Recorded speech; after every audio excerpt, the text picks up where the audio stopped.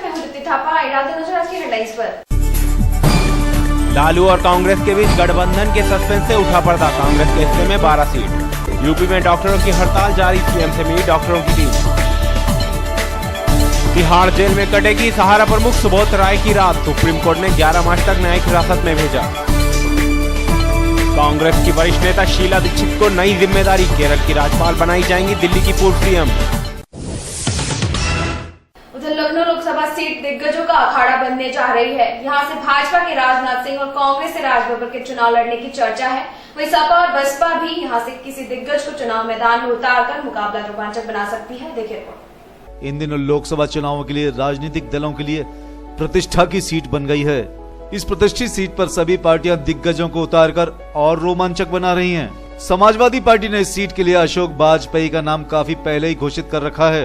Party के राष्ट्रीय महासचिव और ब्राह्मण चेहरे में शुमार अशोक वाजपेयी छोटे मोटे कार्यक्रमों में हर जगह दिखाई पड़ जाते हैं। उधर सियासत की बदलती तस्वीर ने बीजेपी के लिए लखनऊ सीट का सिरदर्द बढ़ा दिया है। मौजूदा समय में इस समय लालजी टंडन इस सीट पर काबिज हैं, लेकिन आम आदमी पार्टी की लोकप्रियता दिल्ली और उसके आसपास बढ़ने से बीजेपी के राष्ट्रीय अध्यक्ष राजनाथ सिंह, जो गाजियाबाद से सांसद हैं, के लिए खतरा उत्पन्न कर गया है। भयभीत राजनाथ लखनऊ सीट पर निगाह गड़ाए हैं, लेकिन उनके रास्ते में तमाम कांटे भी हैं। उधर बीएसपी ने इस सीट के लिए लगभग 1 साल पहले ही नकुल दुबे को अपना प्रत्याशी घोषित कर रखा है, लेकिन कयास लगाए जा रहे हैं कि अगर राजनाथ लखनऊ से चुनाव लड़ते हैं तो बसपा लखनऊ से नया प्रत्याशी उतार सकती है। अब बात करें कांग्रेस की, तो उसका प्रत्याशी अभी घोषित ही नहीं हुआ है। एक तरफ रीता जोशी का नाम चर्चा में है, तो दूसरी तरफ कांग्रेस राज बब्बर को लखनऊ सीट से उतारना चाह रही है, जो इस समय फिरोजाबाद सीट से सांसद हैं। वहीं पिछले दिनों कांग्रेस में शामिल हुई अटल जी की भांजी करुणा शुक्ला का नाम भी लखनऊ सीट पर आ सकता है। यहाँ कांग्रेस वाजपेयी के नाम का सहारा ले सकती है, जिसमें उसे फायदा भी हो सकता है।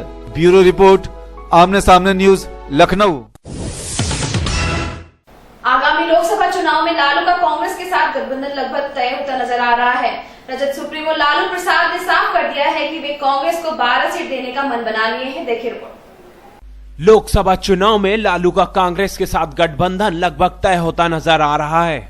जदयू से गठबंधन की अटकलों को मुख्यमंत्री नीतीश कुमार ने खारिज कर दिया है, जबकि राजद सुप्रीमो लालू प्रसाद ने साफ कर दिया है कि उन्होंने 12 सीटें कांग्रेस को ऑफर की है, इससे ज्यादा सीटें वह देने को तैयार नहीं है। अब उन लोगों को सोचना है, जहाँ तक सीट शेयरिंग का हम ऑफर जो करके आए हैं उससे आगे नहीं जाने वाले। स्थितियों में 1-2 सीटें और देने का विचार कर सकते हैं। उन्होंने यह भी साफ कर दिया है कि अभी कांग्रेस से सीटों के बंटवारे पर सहमति नहीं बन पाई है। राजद और कांग्रेस के बीच सीटों पर बातचीत अंतिम दौर में है। राजद ने एक अतिरिक्त यानी 12 सीट कांग्रेस के लिए छोड़ने का मन बना लिया। 11 सीट कांग्रेस को हमने ऑफर किया था और एनसीपी को 1 सीट 12 सीट मैंने ऑफर किया था, उस पर हम कायम हैं। आगे बातचीत के सिलसिला में क्या कांग्रेस पार्टी ने एक्सेप्ट किया नहीं किया हमको जानकारी नहीं है। एनसीपी के लिए वह 1 सीट छोड़ेंगे। अब ये तो आने वाले समय में पता ही चल जाएगा कि लालू कांग्रेस के साथ गठबंधन होता है या नहीं। वहीं दूसरी ओर आजकल बिहार में राजनीतिक पार्टियां पल पल रंग बदलती नजर आ रही हैं। ब्यूरो रिपोर्ट, आमने सामने न्यूज। वक्त चला फिर से ब्रेक का। ब्रेक के बाद देखेंगे कुछ अन्य खबरें, तब तक देखते रहिए आमने सामने न्यूज। पॉलिटिक्स, क्राइम, स्पोर्ट्स, अगर इन खबरों पे है आपकी बारीक नजर, आपकी आवाज भी कर सकती है असर। बढ़ाएं अपनी आवाज का दायरा, बने आमने सामने न्यूज का हिस्सा।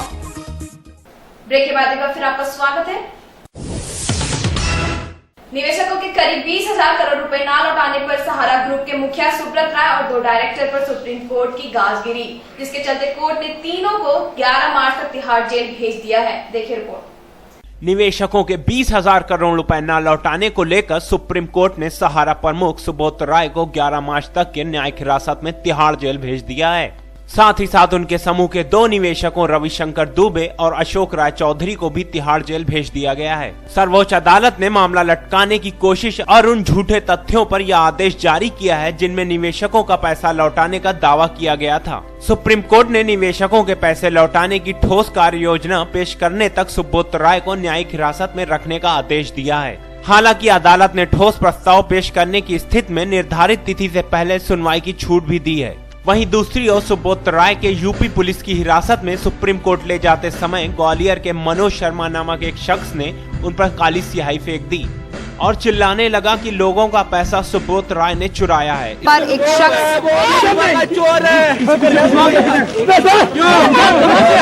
इससे गुस्साए सहारा कर्मियों और वकीलों ने मनोज की जमकर पिटाई कर दी। पुलिस ने मनोज को हिरासत में ले लिया है और उससे पूछताछ शुरू कर दी है। ब्यूरो रिपोर्ट आमने सामने न्यूज। वक्त चला फिर से ब्रेक का। ब्रेक के बाद देखेंगे कुछ अन्य खबरें। तब तक देखते रहिए आमने सामने न्यूज। Politics, crime, sports. अगर इन खबरों पे है आपकी बारीक नजर, आपकी आवाज भी कर सकती है असर। बढ़ाएं अपनी आवाज का दायरा, बने आमने सामने न्यूज का हिस्सा। ब्रेक के बाद एक बार फिर आपका स्वागत है। खाकी और खादी के गठबंधन ने उत्तर प्रदेश में घमासान मचा रखा है। पहले विधायक के गुंडों ने मेडिकल छात्रों पर हमला किया, बाद में खाकी वर्दी ने भूखे भेड़िए की तरह मेडिकल छात्रों पर हमला कर दिया। चाहे शासन हो या प्रशासन, किसी को इस बात की परवाह नहीं कि डॉक्टर्स की हड़ताल से मरीजों का क्या होगा। देखिए विशेष रिपोर्ट। उत्तर प्रदेश में इन दिनों खाकी और खादी के गठबंधन ने मरीजों को मौत के मुंह में पहुंचा दिया है। पिछले दिनों कानपुर में क्या हुआ ये किसी से छुपा नहीं है। कानपुर के सीसामऊ विधानसभा क्षेत्र के दबंग सपा विधायक इरफान सोलंकी की कार से एक मेडिकल छात्र की मोटरसाइकिल क्या भिड़ी, मानो मेडिकल छात्रों पर आफत ही टूट पड़ी। विधायक के गुंडों ने पहले तो मेडिकल छात्रों की पिटाई लगाई, उसके बाद रही सही कसर कानपुर के एसएसपी ने पूरी कर दी। एसएसपी ने खाकी को ऐसे निर्देश दिया मानो बीहड़ में डकैतों को मारने का निर्देश दे रहे हैं। आखिर डॉक्टर्स क्यों नहीं हड़ताल पर जाएंगे, ये एक बड़ा सवाल है।